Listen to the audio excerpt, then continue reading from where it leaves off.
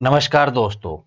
Haryana government employ को जो earn leave grant होती हैं वो चैप्टर 9 के रूल नंबर 35 में दी गई हैं।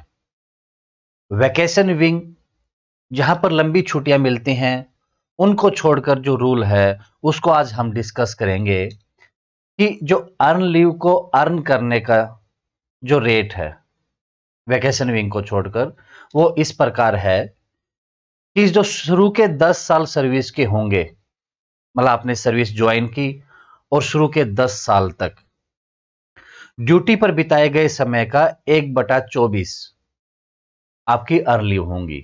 कहने का मतलब यह है कि आपने जितना समय ड्यूटी पर बिताया है, जितना समय आपको हो गया है ड्यूटी पर, उसको 24 से भाग कर लें, वो आपकी अर्न लीव हो जाएंगी। ये तो शुरू के 10 साल के लिए दिया गया है। जिसकी सर्विस 10 साल से ज्यादा हो गई है तो अगले 10 साल तक के लिए नियम है कि ड्यूटी पर बिताए गए समय का 1/18, पहले 10 साल के लिए 1/24, फिर 10 से 20 साल तक 1/18, और जिसकी सर्विस 20 साल से ज्यादा हो गई है उसके द्वारा ड्यूटी पर बिताए गए समय का 1/12। इन तीनों पॉइंट्स का कहने का मतलब यह है कि पहले 10 साल में आपकी 24 दिन में एक ईएल होगी और 10 से 20 साल के बीच में 18 दिन में एक ईएल आपकी आपके अकाउंट में क्रेडिट हो जाएगी। जिसकी सर्विस 20 प्लस हो गई है, 20 साल से ज्यादा, तो उनकी 12 दिन में एक ईएल अकाउंट में आ जाएगी। तो ये ईएल का रूल दिया गया है सर्विस के हिसाब से। कुछ एक्स सर्विसमैन जो ज्वाइन करते हैं हरियाणा गवर्नमेंट में, उनकी जो की गई सर्विस है मिलिट्री में वो यहां पर काउंट होगी।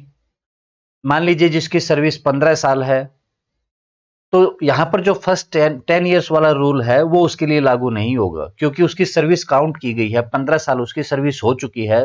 तो उसकी जो छुट्टियों का जो नियम है वो 10 से 20 साल वाली बीच में कि 18 दिन में उसकी एक ईएल होगी। तो एक्स सर्विसमैन के लिए यहां पर सर्विस काउंट होती है, इसलिए लीव में उसको वहां पर बेनिफिट मिल जाता है। फिर दिया गया है कि जो आपकी अर्न लीव है वो एक्यूमुलेट है, जो आपकी जमा है उसकी लिमिट क्या है कि मैक्सिमम अर्न लीव कितनी मिल सकती है, और जो कंपिटेंट अथॉरिटी है एक ही बार में गवर्नमेंट एम्प्लॉय को ईएल कितनी ग्रांट कर सकती है। तो दोस्तों, अगर आपने चैनल को सब्सक्राइब नहीं किया हो तो सब्सक्राइब कर लें और आने वाली वीडियोस का नोटिफिकेशन प्राप्त करने के लिए बेल आइकन दबाना ना भूलें। तो एक बार में ईएल ग्रांट जो कंपिटेंट अथॉरिटी कर सकती है जमा की गई अपनी ईएल को, तो उसके बारे में बात कर लेते हैं कि जब छुट्टियां भारत में बिताई जाए तो जो मैक्सिमम छुट्टियां मिल सकती हैं ईएल अर्न लीव वो 365 दिन की हैं। जब छुट्टी भारत से बाहर बिताई जाए या उस छुट्टी का कुछ हिस्सा भारत से बाहर बिताया जाए तब जो मैक्सिमम छुट्टियां हैं वो 500 दिन की मिल सकती हैं। कि जब कुछ छुट्टियां भारत में और कुछ विदेश में बिताएंगे तो 500 दिन की, और सारी छुट्टियां अगर आप भारत में बिताना चाहते हैं तो 365 दिन की अधिक से अधिक छुट्टियां मिल सकती हैं। कंडीशन दी गई है कि जब आप भारत से बाहर बिताने वाली छुट्टियां, मतलब जो मैक्सिमम 500 दिन की ईएल मिलेगी, तो उसमें जो भारत में जो समय बिताएंगे वो 365 दिन से ज्यादा नहीं होना चाहिए। क्योंकि अगर आपने 365 दिन भारत में बिता लिए तो जो पहले वाली कंडीशन है जिसमें 365 दिन की आपको मैक्सिमम अर्न लीव मिल सकती है वो कंडीशन आ जाती है।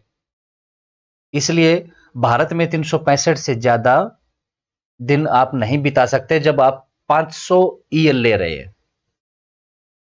उसके बाद बताया गया है कि हेड ऑफ ऑफिस और हेड ऑफ डिपार्टमेंट के बाद एडमिनिस्ट्रेटिव डिपार्टमेंट जो हमारे सैंक्शन करते हैं अर्न लीव को, जो कंपिटेंट अथॉरिटी है इन चीजों के लिए, तो किसके पास कितनी पावर दी गई है ईएल ग्रांट करने के लिए।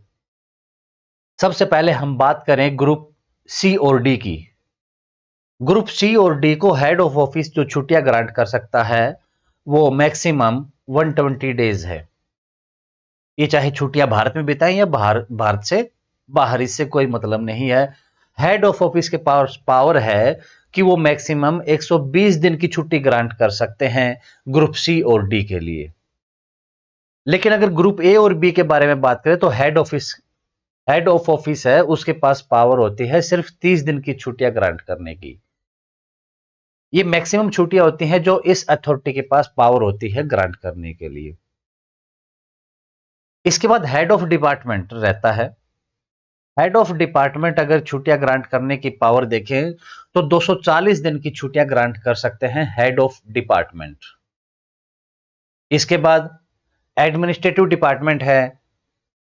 अभी जो हमने कंडीशन देखी थी कि मैक्सिमम कितनी ग्रांट की जा सकती हैं, वो एडमिनिस्ट्रेटिव अथॉरिटी होती है कि 365 डेज अगर छुट्टियां भारत में बिताई जाए तो भारत से बाहर बितानी है तो 500 दिन की छुट्टियां ग्रांट कर सकती है एडमिनिस्ट्रेटिव अथॉरिटी।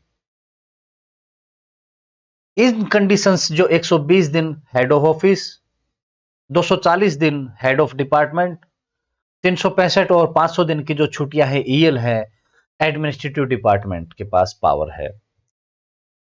अगर किसी को इनसे भी ज्यादा ईएल चाहिए जो यहां पर दी गई हैं, रिक्वायरमेंट है ईएल कि 500 से ज्यादा ईएल चाहिए, तो उस कंडीशन में हमें फाइनेंस डिपार्टमेंट से अप्रूवल लेना पड़ता है। पहले अप्रूवल लेंगे फाइनेंस डिपार्टमेंट से, और वो सैंक्शन हो जाती है तो आपको जो ये लिमिट दी गई है 500 छुट्टियां मैक्सिमम, इससे ज्यादा भी छुट्टियां मिल सकती हैं बशर्ते फाइनेंस डिपार्टमेंट उसको सैंक्शन कर दे। उसके लिए आपको पहले अप्रूवल लेना होगा। तो दोस्तों ये बात की हमने अर्न लीव की कि किस कंपिटेंट अथॉरिटी के पास कितनी ईएल ग्रांट करने की पावर है। तो दोस्तों वीडियो अगर पसंद आई हो तो लाइक और शेयर कर दीजिए, और आने वाली वीडियोस का नोटिफिकेशन प्राप्त करने के लिए बेल आइकन दबाना ना भूलें। Thank you.